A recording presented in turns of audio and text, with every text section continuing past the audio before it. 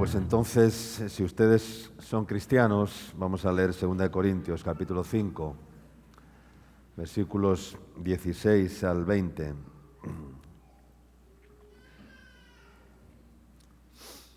Dice así la palabra de Dios: de manera que nosotros de aquí en adelante a nadie conocemos según la carne, y aun si a Cristo conocimos según la carne, ya no le conocemos así. De modo que si alguno está en Cristo, nueva criatura es. ¿Cuántos están en Cristo? Las cosas viejas pasaron y todas son hechas nuevas. Y todo esto proviene de Dios, quien nos reconcilió consigo mismo por Cristo y nos dio el ministerio de la reconciliación, que Dios estaba en Cristo reconciliando consigo al mundo, no tomándoles en cuenta a los hombres sus pecados, y nos encargó a nosotros la palabra de la reconciliación. Verso 20 dice: así que somos embajadores en el nombre de Cristo, como si Dios rogase por medio de nosotros. Os rogamos en el nombre de Cristo, reconciliaos con Dios. Amén. Que el Señor bendiga su palabra. Cuando alguien es extranjero en un país, aquí ustedes, la mayoría, pues son peruanos, son nacionales, pero sí que habemos algunos extranjeros en medio nuestro, ¿no? Hay chilenos, hay uruguayos, hay colombianos, hay ecuatorianos, hay españoles, ¿verdad? Y cuando alguien es extranjero en un país, pues bueno, yo personalmente he sido extranjero en varios países y he vivido extranjero ya en varios países. Y cuando uno es extranjero en un país, lo primero que busca es la embajada de su país. La embajada de su país, ¿para qué? Para poder resolver pues algunos problemas que puedan surgir, ¿no? En trámites, en documentos, en pasaportes o cualquier trámite consular, pues uno busca su embajada y en su embajada pues puede hacer esos trámites porque una embajada es una delegación de su país en otro país, ¿no? Entonces, en la embajada de tu país, pues puedes hacer cualquier trámite como si estarías en tu propio país, ¿no? A veces es un poco más complicado, un poco más largo, pero se hace, ¿no? Entonces es importante para un extranjero tener su embajada y en ese lugar poder tener la seguridad de que le van a hacer cualquier trámite o le van a atender en cualquier necesidad, ¿no? Ahora bien, vivimos en un mundo en el cual el mundo pues ha roto relaciones diplomáticas con Dios. El mundo no quiere tener relaciones con Dios. En cambio, Dios siempre quiere tener relaciones con el hombre. ¿Por qué? Porque somos su creación y Dios dijo que de tal manera amó Dios al mundo que dio a su Hijo unigénito para que todo aquel que en él crea no se pierda, mas tenga vida eterna, ¿no?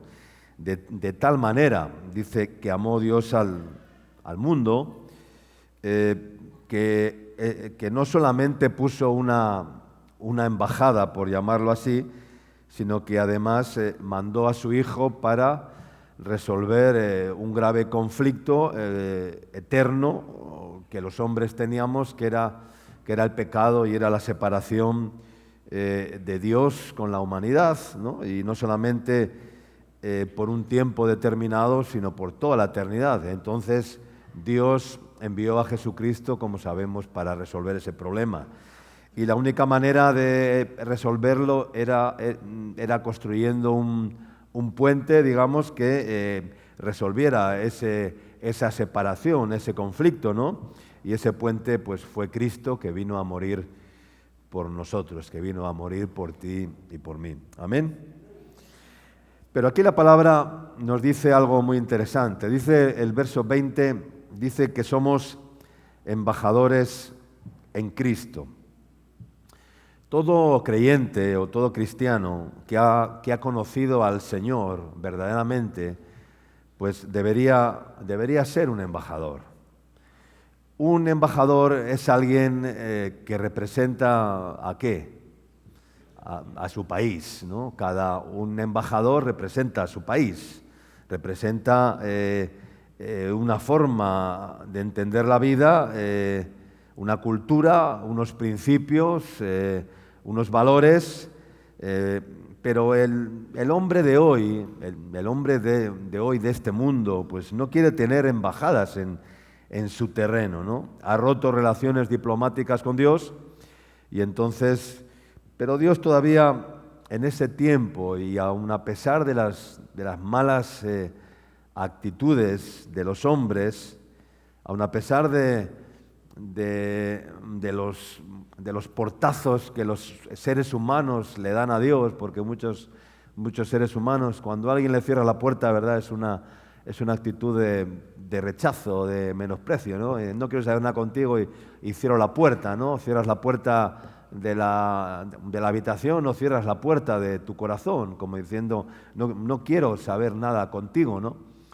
Entonces, aun a pesar de que el hombre ha cerrado la puerta y constantemente está dando portazos a Dios, dando salivazos, dando menosprecios, rechazos, y el rechazo del hombre hacia Dios, pues todavía Dios tiene algunos luminares, tiene un remanente que dice la palabra que somos luz del mundo y que también debiéramos ser la sal de la tierra, ¿no?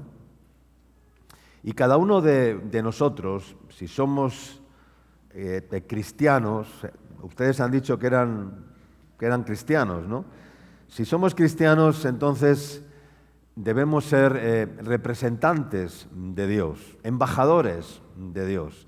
Y por eso dice la palabra que somos una nación santa, dice que somos real sacerdocio, dice que somos linaje escogido, dice que somos un pueblo adquirido por Él para anunciar las virtudes de aquel que nos llamó de las tinieblas a su luz admirable. Amén. Entonces, eso quiere decir que somos linaje, que somos representantes de Dios, que somos la luz de Dios en la tierra, que somos la sal de Dios en la tierra y que somos un pueblo, una nación, dice un pueblo santo, un sacerdocio santo. Los sacerdotes, desde el punto de vista bíblico, eran los representantes de Dios. Hoy en día, en la Iglesia, cuando miramos a un sacerdote o en la Iglesia católica, la Iglesia ve al sacerdote como un representante de Dios, ¿no? Y en términos bíblicos, el sacerdote era también un representante de Dios en la tierra. Eran los que hacían, digamos, de intermediarios entre Dios y los hombres, ¿no? Aunque no hay ningún intermedio entre Dios y los hombres, solamente es Jesucristo, ¿no? Dios dice que ya rompió esa pared, esa separación, y no hay otro mediador, dice la Escritura, sino Jesús, el Hijo de Dios. Él es el único mediador entre Dios y los hombres, ¿no? Pero los sacerdotes eran intercesores en favor de la tierra, eran los que se ponían entre la tierra, entre Dios y la tierra, entre la tierra y Dios, para interceder, para representar a Dios, para incluso pedir a Dios que detuviera el juicio, como hizo en alguna ocasión, ¿no? De hecho, dice la palabra en Ezequiel capítulo 22 y versículos 29 y 30, dice el profeta, dice, y busqué entre los hombres, hombre dice que hiciese vallado, ¿no? Que hiciese como un vallado, como una cerca, como una protección, como una separación, ¿no? Y que se pusiese, dice, en la brecha, dice, delante de mí, dice el Señor, a favor de la tierra, para que yo no la destruyese, y no lo hallé. Y el Señor sigue buscando hombres que se pongan en la brecha como sacerdotes, como intercesores, como embajadores de Cristo, para decir a los seres humanos, reconcíliate con Dios. Amén. Dice, por tanto derramé sobre ellos mi ira, con el ardor de mi ira los consumí, hice volver el camino de ellos sobre su propia cabeza, dice Yahvé el Señor. Y hermanos, hoy por hoy la Iglesia se ha menguado, ¿no? Y se ha menguado no solamente en términos numéricos, ¿no? Sino que la Iglesia hoy en día creo que vive, en cierta manera, vive como intimidada, ¿no? Vive como escondida, ¿no? Vive como en la sombra, vive como una iglesia que está dormida, ¿no? Gran parte de la iglesia está dormida. No está muerta, pero duerme, ¿no? Es igual que aquella niña que un día fue Jesús y le dijeron, la niña no está muerta, la niña está ¿cómo? La niña está dormida, ¿no?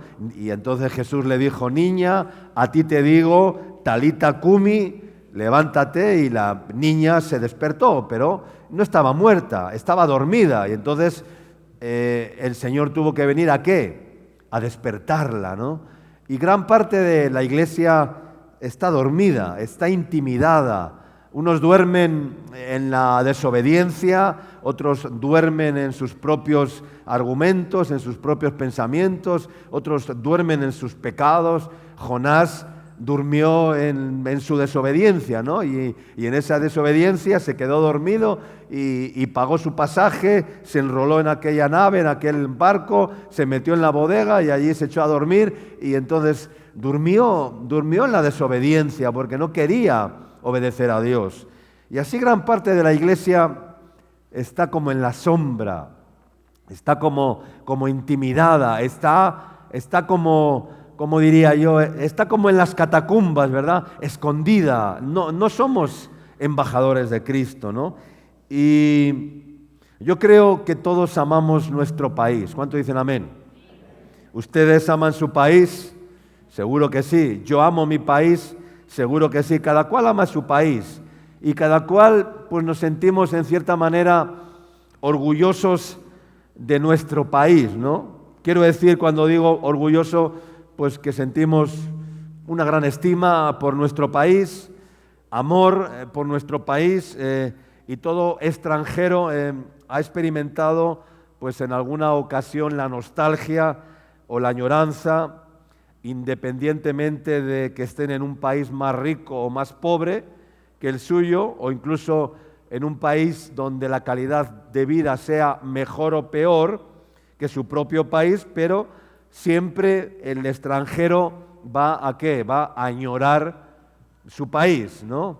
Yo hace 20 años que vivo como extranjero, estoy fuera de mi país, ¿verdad? Y como extranjero, pues añoro mi país. No es que esté desesperado ni esté, pero siempre uno tiene un amor y una añoranza, ¿no? hacia su país, ¿no?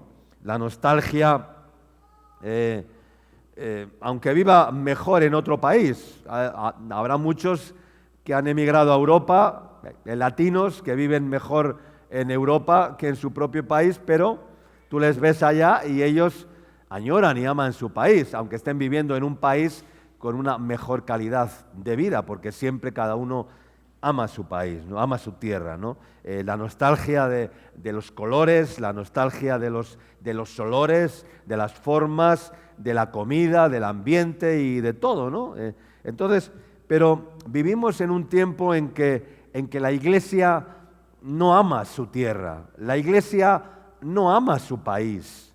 Y dice la Biblia que somos ¿qué? Una nación. Somos una nación, o sea, somos un país. Y la iglesia, lamentablemente, no ama su país, no ama su tierra, no ama su origen, no ama sus raíces, no ama su país. Dice la palabra de Dios que Jesús dijo, yo no soy de este mundo, ¿no? Y mi reino o mi país al que represento no es de este mundo tampoco, ¿no?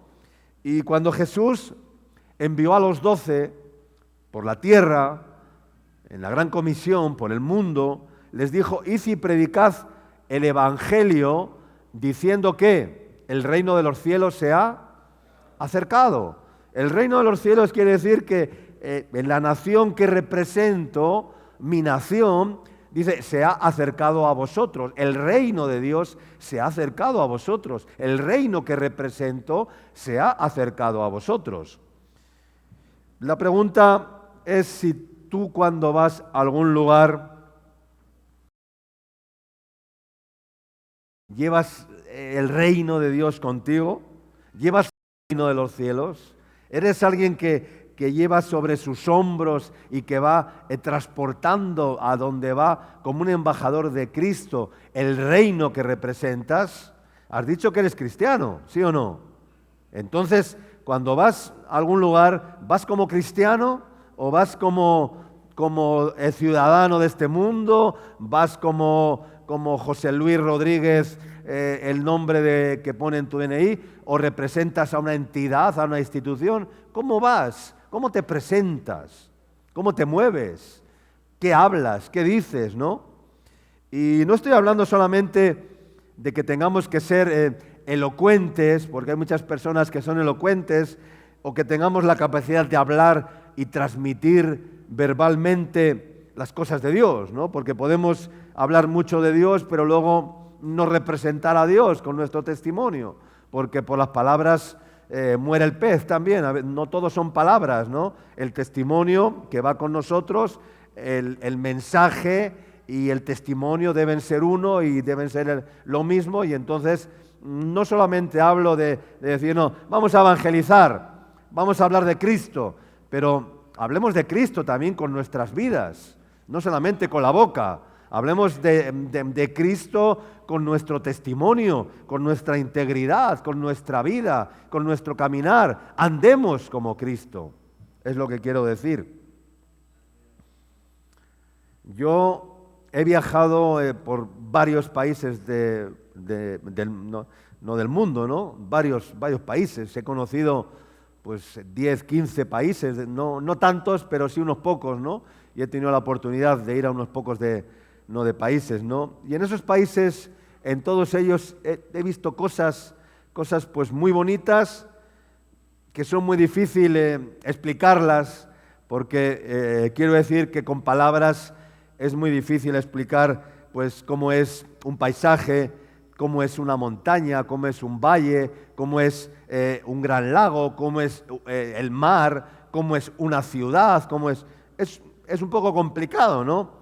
Y asimismo nos pasa a veces, si quisiéramos expresar con palabras cómo es nuestro país, cómo es nuestra tierra, cómo es el reino de los cielos al que representamos, ¿no? Porque el reino de los cielos dice que no consiste en ¿qué? En comida ni en bebida, sino en justicia, paz y gozo en el Espíritu Santo. Describir un plato de comida o describir algo que se ve, pues es sencillo, ¿no? ¿Qué es lo que trato de decir? Si quisiéramos expresar con palabras, pues mira, el reino de Dios, pero dice que el reino de Dios no es comida, no es bebida, no es algo que se ve, no es algo que se palpa, no es algo que se toca, ¿no? Dice que no consiste en eso, dice que consiste en justicia, paz y gozo en el Espíritu Santo. Entonces, a veces no podemos explicar con palabras cómo es el gozo del Señor, cómo es el amor de Dios, cómo es la gracia de Dios. A veces lo queremos expresar con palabras y la gente no nos entiende, ¿no? Pero nuestra vida, nuestro caminar, tiene que hablar por nosotros, ¿no? Se puede predicar el Evangelio sin palabras. ¿Cuántos dicen amén? ¿Se puede predicar el Evangelio sin palabras? ¿Sí? Sí se puede predicar el Evangelio sin palabras. Y hay que predicar, yo creo, más el Evangelio sin palabras que con tanta palabrería, ¿verdad? Porque la gente está harta de palabrería, la gente está harta de charlatanes, la gente está harta de escuchar habladores que hablan de sí mismos, que hablan de tantas cosas, pero Hay que andar como Cristo, ¿eh? Y hay que predicar el Evangelio sin palabras a veces. No podemos explicar, pues, cómo es el amor de Dios, porque dice, ancho es. Decía, la misma palabra dice, cuán profundo es tu amor. Dice, alto es, ancho es, profundo es. Dice, no lo puedo comprender, no lo puedo asimilar.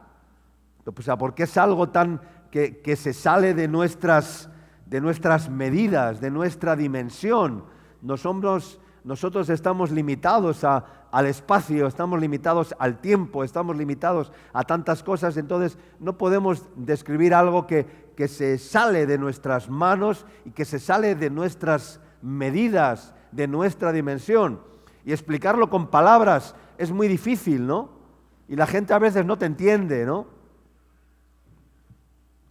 Entonces, hermanos, ¿cómo es su carácter? ¿Cómo es el carácter de Cristo, no?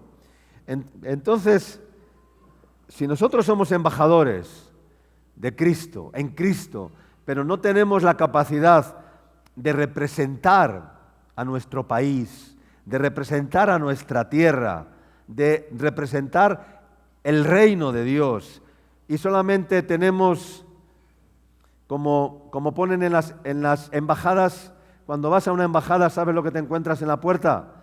Un montón de folletos que te dicen los lugares turísticos que puedes visitar, ¿no? Y si nosotros como embajadores solamente tenemos un montón de folletos para mostrar a la gente, pues eso no sirve de nada, ¿no? Quiero decir que debemos tener la capacidad de expresar cómo es nuestro Rey al cual servimos y al cual representamos. ¿Cuánto dicen amén?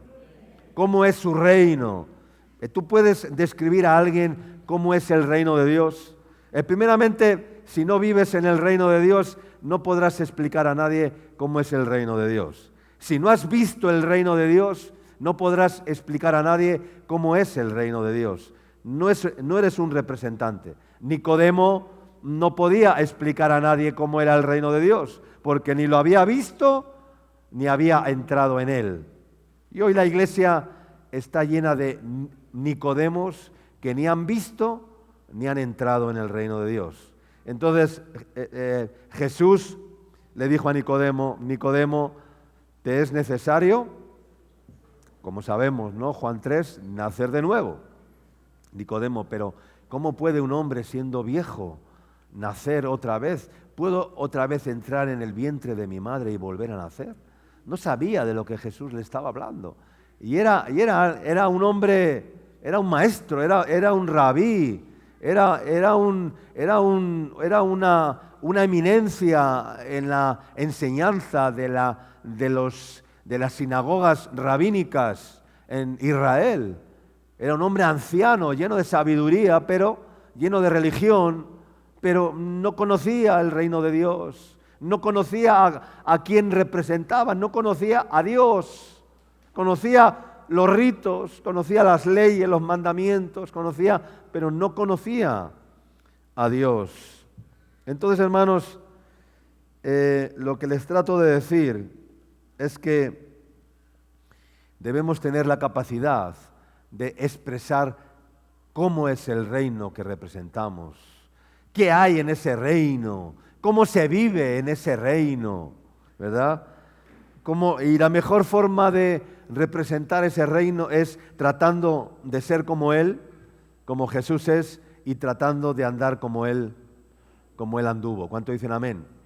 Porque lo dice la palabra de Dios. Dice la palabra de Dios en Primera de Juan, en el capítulo 2, versículos 4 al 6, dice, el que dice, yo le conozco y no guarda sus mandamientos, el tal es mentiroso y la verdad, dice, no está en él. Pero el que guarda su palabra, en este verdaderamente está el amor de Dios, y el amor de Dios, dice, se ha perfeccionado. Por esto sabemos que estamos en él. Verso 6 dice, el que dice que permanece en él, ¿qué tiene que hacer? Debe andar como él, debe andar como él anduvo. El que dice que permanece en él, el que dice que es cristiano debe andar como Él anduvo. O sea, yo no puedo decir que soy cristiano si no ando como andó Jesús. Debo tener sus mismos frutos, debo tener sus huellas, sus marcas, sus improntas, el sello, y teniendo el resplandor, la luz, ¿verdad? De haber estado en su presencia, de haber vivido en su presencia y de vivir en su presencia. Ahora, yo te pregunto, como embajador del reino de los cielos, ¿tú conoces al Rey? ¿Tú conoces al Señor? ¿Has tenido alguna entrevista con el Rey de tu nación, de tu país, a quien representas? ¿Te has reunido con Él en alguna ocasión? ¿Has estado con Jesús? ¿Te reúnes con Jesús? ¿O solo te reúnes o tratas de reunirte con Él cuando vienes a la iglesia un rato? ¿O te reúnes con Jesús cada día? ¿Y tienes conversaciones con Jesús? ¿Hablas con Jesús? ¿Te conversas con Jesús? ¿Le preguntas a Jesús y Él te responde? ¿Tú le preguntas y Él te responde? ¿Tienes una relación con Jesús? ¿Conoces a Jesús? ¿Has podido bajar del monte en alguna ocasión resplandeciente como Moisés cuando bajó del monte Sinaí y su rostro había sido transformado porque la imagen de Dios había sido grabada en su propio rostro después de estar 40 días en aquel lugar? Y bajó como, dice, resplandeciente. Dice que su rostro se transfiguró delante de ellos. Y cuando le ¿vieron qué? La imagen, vieron a Moisés. ¿A quién vieron? Vieron a Dios mismo, porque su rostro era resplandeciente. Y tú me dirás, ya, eso pasó en tiempos de Moisés. O sea, nosotros ya, eso fue en los tiempos de Moisés. Estamos viviendo en otro tiempo, ¿no, hermano? Tú puedes resplandecer como Moisés si estás en esa relación con Dios. Si tienes comunión con Dios, andarás como Jesús y resplandecerás como Jesús. Y los demás, cuando te vean, verán la autoridad de Dios en tu vida y te respetarán y dirán, no, este ha estado con Jesús. Es como les dijeron a los discípulos, pero ¿cómo? Dicen, ha estado con Jesús. Eres de los que has estado con Jesús, ¿no? Pero si no pasas tiempo con Jesús, ¿cómo los demás van a ver que eres un representante de su reino? Hemos dicho al principio que somos cristianos y por lo tanto debemos ser representantes de nuestro Señor. Amén. Somos cristianos. Les he preguntado ya esto varias veces hoy, ¿no? Entonces tenemos que conocer a Jesús. Isaías capítulo 1, dice la profecía de Isaías en el verso 2. Dice, oíd cielos y escucha tu tierra, porque se habla Jehová. Dice, crié hijos y los engrandecí, y ellos se rebelaron contra mí. Verso 3 dice, el buey conoce a su dueño, y el asno el pesebre de su señor. Pero Israel dice, no entiende, mi pueblo no tiene conocimiento. Oh gente pecadora, pueblo cargado de maldad, generación de malignos, hijos depravados, dejaron a Jehová y provocaron a ira al Santo de Israel. Se volvieron atrás. ¿Por qué querréis ser castigados aún? ¿Todavía os rebelaréis? Toda cabeza está enferma y todo corazón doliente. Desde la planta del pie hasta la cabeza no hay en él cosa sana, sino herida, hinchazón y podrida llaga.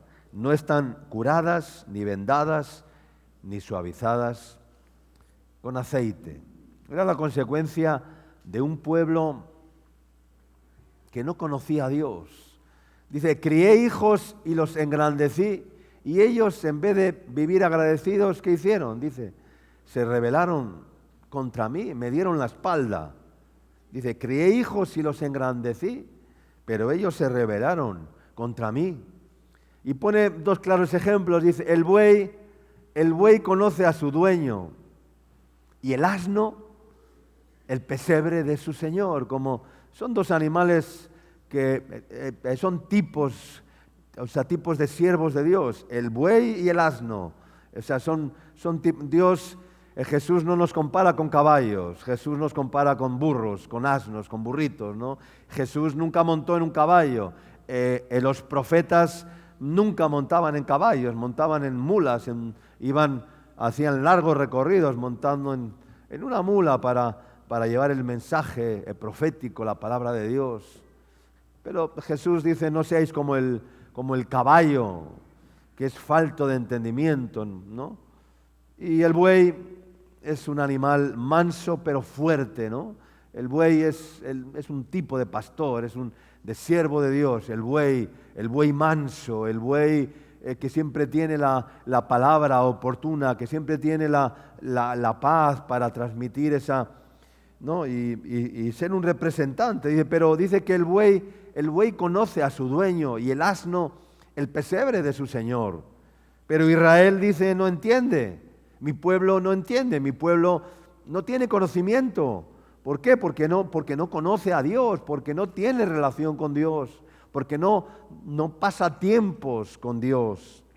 Entonces, hermanos, el reino de los cielos tiene que caminar con nosotros y se debe de manifestar su belleza, su propósito, su mensaje y sobre todo el carácter de Cristo, ¿no? Pero hoy en día el enemigo está consiguiendo sus objetivos.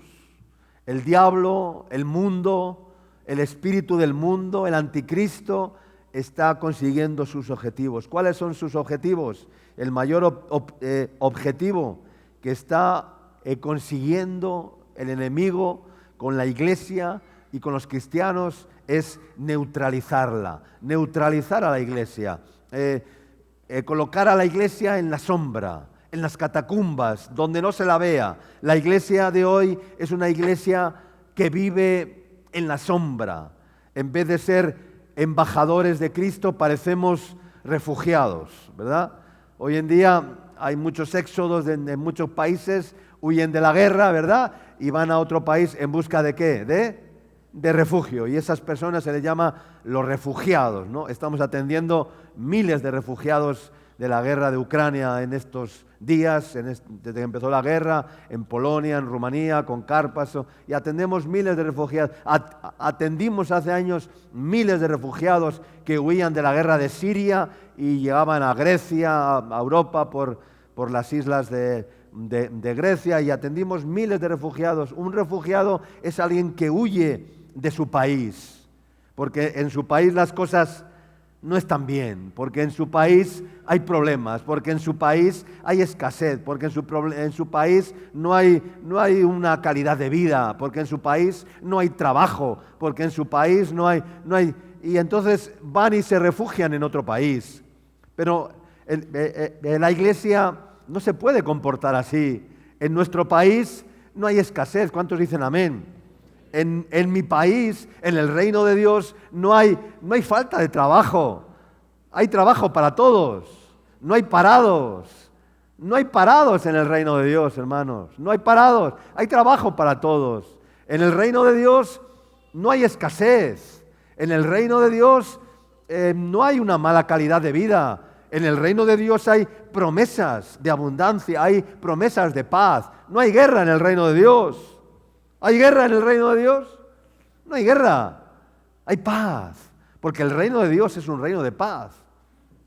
Entonces, hermanos, ¿por qué huimos de la iglesia? ¿Por qué huimos de nuestra tierra y buscamos refugio en el mundo, en falsas coberturas, en falsas esperanzas, en falsos lugares?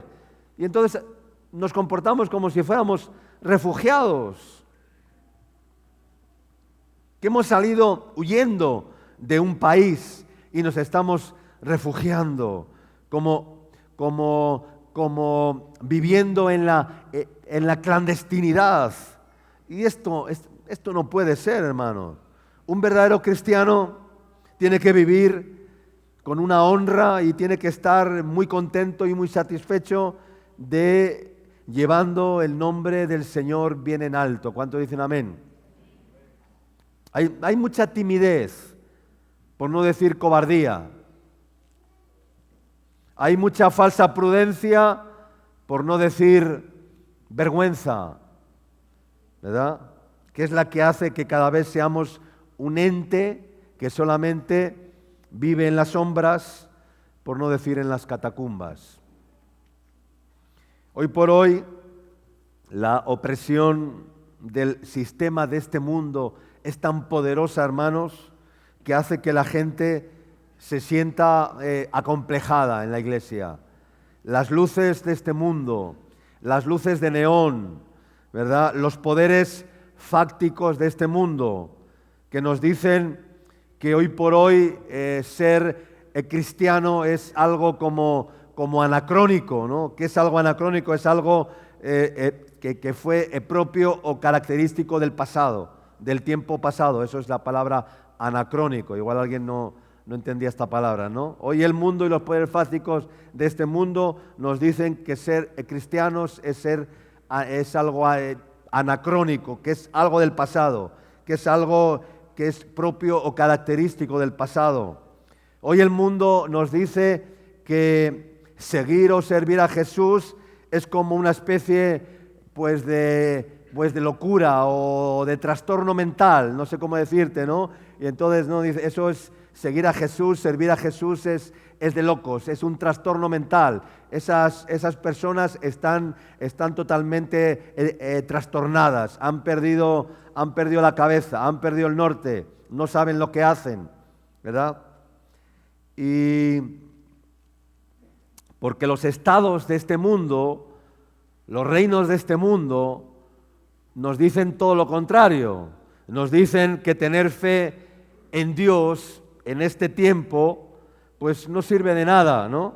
Y que tenemos que poner toda nuestra confianza en los políticos, en sus leyes, en sus mandatos, en sus normas y en la ciencia y en la sabiduría de los hombres, ¿verdad? En los científicos, en la medicina y en tantas cosas, porque en ellos vamos a encontrar las respuestas a todos nuestros problemas. Y eso es falso, hermanos. Eso es mentira. Eso no es verdad. Eso no es verdad. El mundo te dice, confía en los políticos. El mundo te dice, confía en la ciencia. El mundo te dice, confía en la economía, en el dinero, confía. Pero Dios te dice, confía en mí. Amén.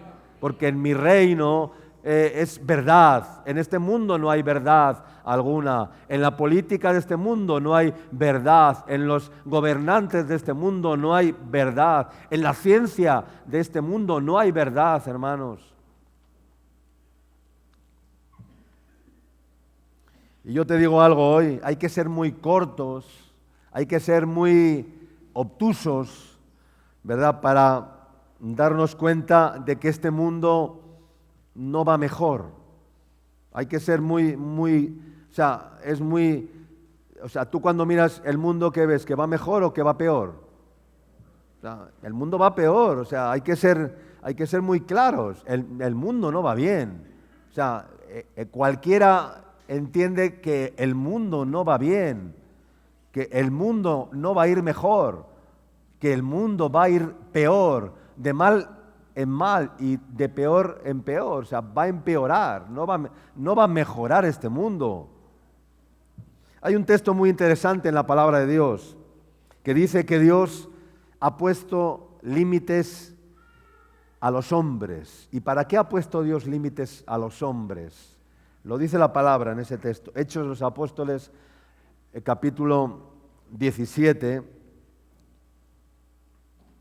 Dice que el Dios que hizo el mundo y todas las cosas que en él hay, siendo Señor del cielo y de la tierra, no habita en templos hechos por manos humanas, ni es honrado por manos de hombres como si necesitase de algo, pues Él es quien da a todos vida y aliento y todas las cosas. Dice, y de una sangre ha hecho todo el linaje de los hombres para que habiten sobre toda la faz de la tierra. Dice, y les ha prefijado el orden de los tiempos y los límites de su habitación. Verso ¿qué?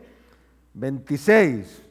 Dice, les ha prefijado el orden de los tiempos y los límites de su habitación. ¿Para qué? Dice el verso 27. ¿Para qué hace eso Dios?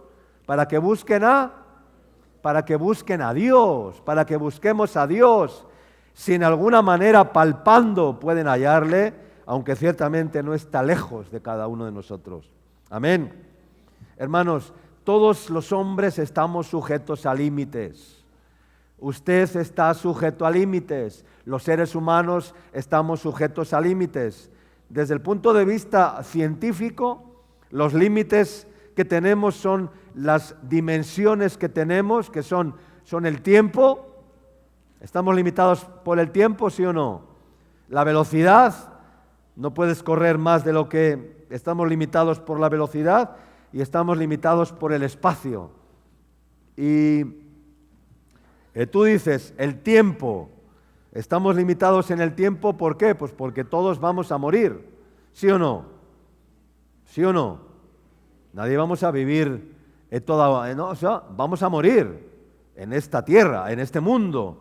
Aunque hoy los grandes fondos económicos están invirtiendo miles y miles de dinero para tratar de buscar tal vez alargar el tiempo de vida, pero solamente alargarlo.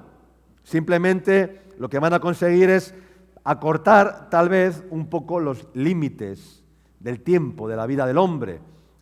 Y en algunos países, pues más que en otros. Hay países en el mundo, en la tierra, donde la edad promedio es mayor que en otros países. Hay países en los cuales la gente se muere antes y hay países en los cuales la gente se muere más tarde o dura más años por la calidad de vida. Eso es lógico y hay un estudio sobre eso, ¿no? Entonces, es posible pues que en algunas regiones o países se viva un poquito más, pero los límites no se van a poder correr mucho más allá. Los podrán correr un poquito, unos años más de repente, pero no mucho más, ¿no? Entonces, Dios ha puesto límites. Dios ha puesto al hombre bajo límites, por una sencilla razón. ¿Para qué? Para que le busquemos. Dios ha puesto límites a los hombres para que le busquemos. Porque no vamos a ir muy lejos, no vamos a llegar muy lejos, ni vamos a ir, como decía, más rápido de lo que... No, imposible. Ni vamos a vivir mucho más tiempo. Eso es lo que los estados nos tratan de poner delante. Pero Dios nunca ha engañado a nadie. Amén. Dios nunca nos ha engañado. Dios siempre nos ha dicho ¿qué? La verdad. Dios siempre nos ha dicho la verdad. Él nunca nos dijo que íbamos a vivir más tiempo, pero en cambio Él nos prometió vida eterna. ¿Cuántos dicen amén? Y eso es maravilloso. A mí Dios no me ha dicho que voy a vivir muchos años más, pero sí me ha dicho que voy a vivir una eternidad con Cristo, con Él, y eso me basta. Eso es suficiente para mí. ¿Amén? No sé si para ti también. Debería de serlo, si eres cristiano. ¿Eres cristiano? Dios nunca me dijo que me iba a llevar a otro planeta y que traspasaríamos los límites del espacio, pero Dios sí me dijo que me iba a llevar ¿a dónde? Al cielo, que me iba a mostrar el cielo y que me iba a abrir las puertas del cielo. Y eso es maravilloso. No podré ir a Marte, ni a Júpiter, ni a Saturno, ni a la Luna, no me interesa, pero voy a llegar al cielo. Amén. Tengo un cielo, un trocito de cielo que me está esperando y eso me es suficiente. Amén. Entonces no me preocupo de los límites del espacio. Y Él va a cumplir su palabra, ¿sí o no? ¿Él va a cumplir su palabra? ¿Sí o no? Yo lo creo de todo mi corazón. No sé si tú lo crees igual que yo. Si eres cristiano, deberías creerlo. Amén. ¿Eres cristiano? Entonces tienes que creerlo. Pero muchos todavía no lo creen. No lo creen. Pero yo sigo diciendo, ¿por qué nosotros que nos llamamos cristianos seguimos escondiéndonos y avergonzándonos del país y del reino al cual representamos, hermanos? Amén. No me avergüenzo del Evangelio, porque es poder de Dios. Yo personalmente he vivido en 2 países de Latinoamérica, en algún país también fuera de España, en Europa, y he visitado varios países más, ¿no? Y normalmente en estos países, pues a veces me ha ocurrido algo, y es que los españoles no somos bien vistos. Ya sabemos, la conquista, el oro, la colonización. Conocemos la historia, ¿no? Cada uno la cuenta como quiere y cada uno tiene una versión y una opinión. Yo la respeto totalmente. Cada uno puede pensar como quiera y opinar como quiera. Es libre de hacerlo, lógicamente. Pero sí que en alguna ocasión he tenido algún problema por ser español, ¿no? He tenido algún problema, ¿no? Hay gente que me ha retado, que me ha desafiado, que me ha dicho, vete de mi país, ¿no? Tú eres un colonizador igual que todos los españoles, ¿no? Y me ha rechazado y me he tenido que humillar, porque enfrentarme ¿para qué? No tiene sentido, ¿no? Pero por eso no nos vamos a avergonzar de quiénes somos. Estoy poniendo un ejemplo, ¿no? De nuestra historia, de nuestras raíces. Y si no lo hacemos con nuestra propia tierra, con nuestro propio país, con nuestra propia nación terrenal, ¿cómo lo vamos a hacer de nuestro Señor y del reino que Dios nos ha concedido, hermanos? Y de la forma de vida a la cual Dios nos ha llamado. No nos podemos avergonzar. Ahora bien, aquí la palabra de Dios dice que somos embajadores en el nombre de Cristo. ¿Cuánto dicen amén? Y todo debe tener un mensaje, especialmente los que son diplomáticos y trabajan en la diplomacia, en el mundo de la diplomacia, son hombres de mucha cultura, ¿verdad? De mucho talento, ¿verdad? Porque tienen la misión de intervenir en cualquier conflicto, ¿no? Que pueda haber, ¿no? En cualquier conflicto político, pues en un país siempre el embajador o los diplomáticos pues intervienen. ¿Para qué? Pueden ser capaces incluso de apaciguar un conflicto bélico, ¿no? De evitar una ruptura, ¿no? Y para eso son los diplomáticos, ¿no? De hecho, cuando alguien trata de mediar en algún asunto, dice, no, has usado de mucha diplomacia, ¿no? No, has hablado con mucha diplomacia, ¿no? Y has logrado apagar el fuego, has logrado apaciguar el asunto, ¿no? Porque para eso son los diplomáticos, para defender su país en otro país, su embajada, y para mediar en cualquier conflicto, ¿no? que pueda ocurrir. Y muchas veces lo consiguen, ¿no? Porque son hombres capacitados que tienen ese don especial y actúan en esas situaciones, ¿no? Y como embajadores no de Cristo, pues también tenemos que tener un mensaje. ¿Y cuál es el mensaje? Lo hemos leído, dice, como si Dios rogase por medio de nosotros, os rogamos en el nombre de Cristo, ¿qué? Reconciliaos con Dios. Ese es el mensaje que tiene que llevar el embajador de Cristo. Os rogamos en el nombre de Cristo, reconciliaos con Dios. Ese debe ser nuestro mensaje.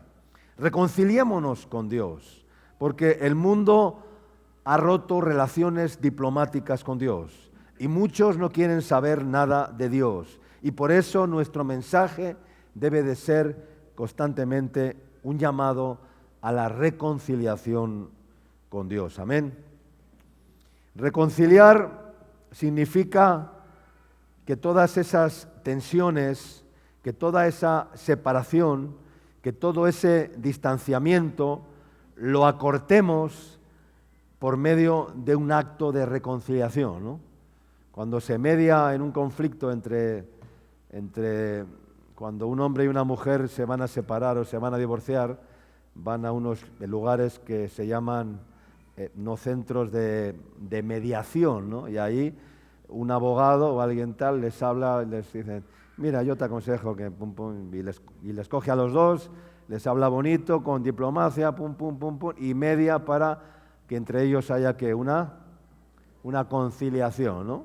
Y que la ruptura sea en paz, ¿no? Que la mujer se quede conforme, que el marido se quede conforme, que los hijos se queden conforme y que todo el mundo se quede contento, ¿no? Y entonces ahí hay una conciliación, ¿no? Entonces, hermanos, reconciliar significa eso. Reconciliar significa que tomo una cosa que está muy lejana de otra y consigo que esas cosas que están lejanas, consigo que se acerquen, que se pongan de acuerdo. Eso es conciliar, ¿verdad? Lo contrario es regar, es dividir, es separar, es distanciar, que a veces es lo que hacemos. En vez de conciliar, lo que hacemos es crear distancias, rupturas, ¿no? Y eso no está bien. Cuando un contable concilia las cuentas, en términos contables, ¿verdad? Un contable, cuando tiene que presentar las cuentas, también se usa este término, las tiene que conciliar. Quiere decir que todas las cifras, cuentas tienen que estar como bien cuadradas. Y eso es, he conciliado las cuentas, ¿verdad? El débito y el egreso y todo está todo parejo, todo está conciliado, ¿verdad? He conseguido que todo esté correcto, que no haya ningún error, que todo esté cuadrado perfectamente, ¿no? Se buscan los errores y se consigue que todo cuadre y las cuentas quedan conciliadas. Entonces, hermanos, la reconciliación con Dios es porque hay un gran distanciamiento entre Dios y los hombres. Y el hombre que está distanciado tiene que reconciliarse con Dios. ¿Cuánto dicen amén? Ese distanciamiento es por causa del pecado, por la falta de reconocimiento de Dios, por la falta de aceptar que detrás de toda esta parafernalia de este mundo que vemos en el mundo, detrás hay un Dios de amor, hay un Dios de misericordia que quiere casar, que quiere unir nuevamente al hombre con su Creador. ¿Cuánto dicen amén? Vivimos en un mundo, hermanos, que nos hace sentirnos como extranjeros. Pero hay algunos que no quieren sentirse así. ¿Por qué? Porque ser extranjero es duro. Ser extranjero es difícil. No solamente estoy hablando de ser extranjero en términos naturales, ¿no? Por el choque cultural, por las costumbres, el carácter de las personas, la comida, no sé qué, no sé cuántos. Hablábamos no, Luzmila decía el otro día, no, es que no me acostumbro a la comida, ¿no? Y echaría de menos el rocoto y la papa peruana, no sé. Dice, no, es que no me acostumbro a la comida, ¿no? O sea, entonces es algo normal, ¿no? ¿No? Para un extranjero, ¿no? El choque cultural, el choque, ¿no? de todo tipo, ¿no? Y hay algunos en el reino de Dios que no quieren vivir con esa, ¿no? Con esa tensión, ¿no? Y prefieren ceder a las presiones de este mundo y a las imposiciones de este mundo y al final dejarse asimilar por el mundo, ¿no? Dejarse asimilar, no totalmente por el mundo, ¿no? Dice la palabra de Dios en Hebreos que, hablando de Abraham, que Abraham, siendo llamado, obedeció, salió sin saber a dónde iba, al lugar que había de recibir como herencia, y dice que por la fe habitó como extranjero, dice, en la tierra prometida. Dice como en tierra ajena, morando en tiendas, como Isaac y Jacob, coherederos de la misma promesa, porque esperaba, dice, la ciudad que tiene fundamentos, cuyo arquitecto y constructor es Dios. Entonces Abraham no tenía problemas. Iba de lugar en lugar, montaba la tienda, levantaba la tienda, habitaba en tiendas, porque sabía que estaba ¿de qué? Estaba de paso, porque iba hacia una ciudad celestial, hacia una tierra mejor. Entonces no tenía ningún problema. Y el mundo entonces no lo asimilaba, ¿no? El mundo devora, hermanos. ¿Y sabes por qué el mundo devora?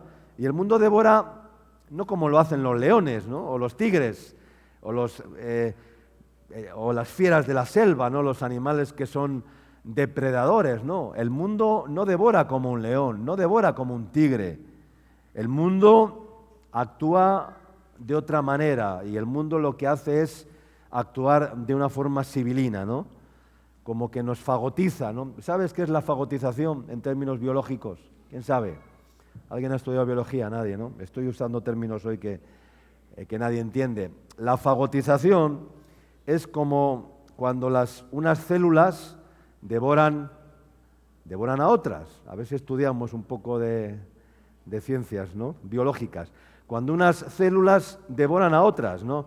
Es el fenómeno mediante el cual una célula fagocita o asimila a otra célula, ¿verdad? O elemento hasta consumirla o hasta destruirla, es decir, como que la va absorbiendo, ¿no? Eso es la fagotización, ¿no? Y el fagocitar es un proceso normal en biología, ¿no? Pero el término también puede ser utilizado a veces como una metáfora, pues, de fenómenos en los cuales dos partes desiguales entre sí son enfrentadas y siendo una atacada por la otra hasta que una la consume a la otra o lo absorbe a la otra, ¿no? Hasta destruirla, ¿no? Y el mundo es así. El mundo tiene como una membrana, ¿no? que nos quiere ir envolviendo en su membrana, ¿hasta qué? Hasta fagocitarnos y hasta disolvernos. Y así, de esta forma, asimilarnos por completo. ¿Qué es el fenómeno de la asimilación? Es hacernos parte del mundo, no siendo del mundo, ¿no? Y el mundo nos quiere absorber y nos quiere asimilar, ¿verdad? Nos va distrayendo, nos va apartando los ojos de Dios y cuando nos dejamos llevar, pues finalmente terminamos pues, de esa manera, ¿no? Fagocitados, asimilados por las costumbres de este mundo, por lo que dice el mundo, por las leyes de este mundo, por el espíritu del mundo y por los deseos de este mundo, por todo lo que el mundo implica, ¿no? Y por eso, hermanos, es tan importante saber quiénes somos, ¿no? Quién soy y de quién soy, cuáles son mis valores y a quién represento. Amén. A quién represento. Pero cuando perdemos esto y uno siente que se va diluyendo su identidad, cuando la esencia de su propia vida se va diluyendo y uno acaba siendo asimilado, siendo nada y nadie en este mundo, ¿no? Lo más importante del Señor, lo más importante de Jesús, es que uno vale como todos, creo que lo dije una vez. Este mundo lo que hace es convertirnos en una masa, en un rebaño, ¿no? en borregos, ¿no? Masas de personas llevadas de aquí para allá por estratagema de hombres, un rebaño hasta estabularnos para dominarnos de una forma o de otra. Pero Jesús no nos ve como un rebaño, Jesús nos ve como un individuo, amén. Y el uno es tan importante como el grupo, ¿verdad? El individuo es tan importante como el grupo. De hecho, Jesús, ¿qué hizo? Dejó a las 99 y fue a buscar a la una, ¿verdad? Y para Jesús fue más importante en ese momento rescatar a una que estar con las 99, ¿se dan cuenta? O sea, Jesús siempre busca al individuo.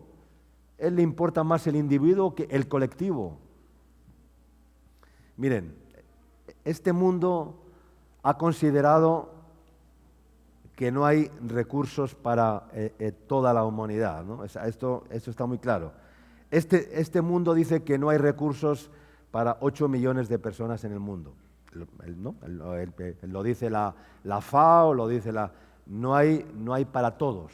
Este mundo dice que el hombre es en estos tiempos prácticamente como una plaga. No te lo dice abiertamente, ni te lo dice literalmente, pero sí te dice que este mundo no se puede sustentar en la actualidad ya con 8 millones de habitantes en el mundo, 8 millones de personas, que estamos destruyendo el medio ambiente y no sé qué cosas y no sé cuántas cosas más.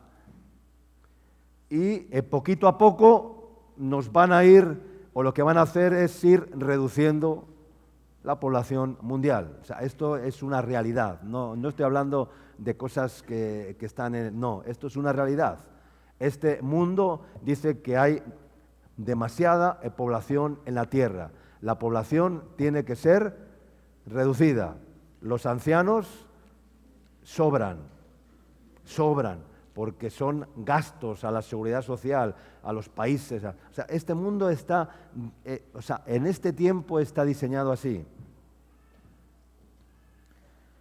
Y este mundo nos va a ir replegando, y como en los tiempos, y nos va a ir reduciendo, nos va a ir acotando, nos va a ir quitando libertades, ¿no? Lo de la pandemia ha sido una prueba, ¿verdad?, de falta de libertad, de falta de opresión, de reducirnos, de hacer al hombre limitado cada vez más, ¿verdad? Y este mundo está haciendo eso, hermanos. Y como en tiempos de los romanos, ¿qué decían los gobernantes romanos en los coliseos romanos? Decían pan y circo, pan y circo. ¿Qué es lo que quería decir pan y circo? Querían decir en la antigua Roma, lo que usaban los gobernantes romanos, decían panem et circenses, es decir, vamos a darles a la población pan y circo, que se diviertan, que coman un poco de pan y así estén ausentes de todo lo que hacemos y de todo lo que se mueve detrás, ¿verdad? Pan y circo, ¿verdad? A cambio de obediencia, de su confianza y sobre todo de mantenerse alejados de los asuntos que preferían ellos conservar en un pequeño círculo cerrado donde ellos tomaban las decisiones, donde ellos decidían, donde ellos gobernaban. Y entonces a todas las multitudes les decían, vamos a darles pan y circo, que se diviertan en el circo. Y a las masas las llevaban al circo y les daban un poco de pan y salían en el circo y les divertían y les tenían entretenidos. Y así hacían los romanos. Si no, lee la historia y verás cómo esto es una realidad. Ahora, en los tiempos que vivimos, no nos van a decir pan y circo, pero nos van a decir redes sociales y cerveza, Netflix y cerveza, o así nos van a decir, o sea, YouTube y tal, y que la gente se divierta, que la gente se entretenga, que la gente tenga un poco de diversión y que no se preocupen de las decisiones que estamos tomando sobre ellos, o sea, que no se metan demasiado, que la población, pan y circo, ¿ya? Diversión, entretenimiento, que la gente se distraiga, que la gente haga ciertas cosas y a través de los medios de comunicación, del internet, de no sé qué, y que la gente esté ahí un poco entretenida, mientras nosotros tomamos decisiones importantes, trascendentales, pero ellos, déjales ahí, que no se den cuenta, ¿no? Y eso es una realidad.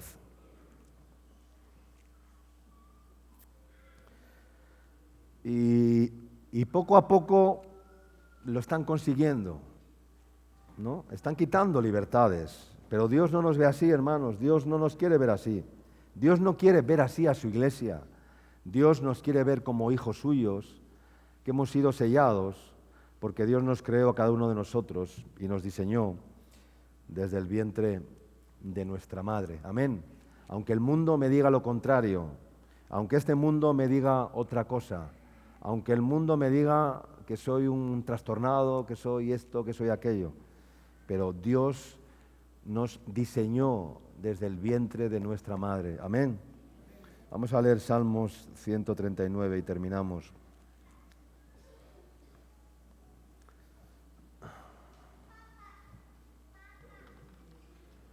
(139:13). Dice, porque tú formaste mis entrañas, tú me hiciste en el vientre de mi madre. Te alabaré porque formidables, maravillosas son tus obras. Estoy maravillado. ¿Tú puedes decir esto? Estoy maravillado. Te alabaré porque formidables y maravillosas son tus obras. Estoy maravillado. Y mi alma, dice, ¿lo sabe qué? Y mi alma lo sabe bien, no. Mi alma lo sabe muy bien. Y mi alma lo sabe muy bien. Porque hay que saber las cosas muy bien. No bien, muy bien. Dios quiere que todas las cosas las sepamos, las conozcamos muy bien. Y mi alma lo sabe muy bien. No fue encubierto de ti mi cuerpo, bien que en oculto fui formado y entretejido en lo más profundo de la tierra. Mi embrión, dice la Escritura, mi embrión vieron tus ojos, y en tu libro están escritas todas aquellas cosas que fueron luego formadas, sin faltar una de ellas. Cuán preciosos me son, oh Dios, tus pensamientos, cuán hermosos me son, oh Dios, tus pensamientos, cuán grande es la suma de ellos. Si los enumero, se multiplican más que la arena. Despierto y aún estoy contigo. Amén. Lo que quiero decir, hermanos, en esta mañana, yo te ruego que vuelvas los ojos a Jesús. Amén. Hoy, como embajador de Cristo, ¿no?, te digo que el reino de los cielos se ha acercado a vosotros. Y hoy, como embajador de Cristo, te digo, reconcíliate con Dios. Reconciliaos con Dios. Amén. Si has visto que tu vida se está alejando de forma sibilina, si el mundo y los engaños de este mundo están robando la fe y está siendo asimilado, fagocitado, absorbido, asimilado por este mundo, yo te digo hoy, volvamos hoy nuestros ojos a Jesús. Amén. Reconciliémonos con Dios. Pongámonos a cuentas con Dios. Restablezcamos las relaciones diplomáticas con Dios. Hagamos las paces con Dios. Volvamos a permitir que Dios derrame su espíritu sobre nosotros y que ponga su esencia en nosotros. Amén.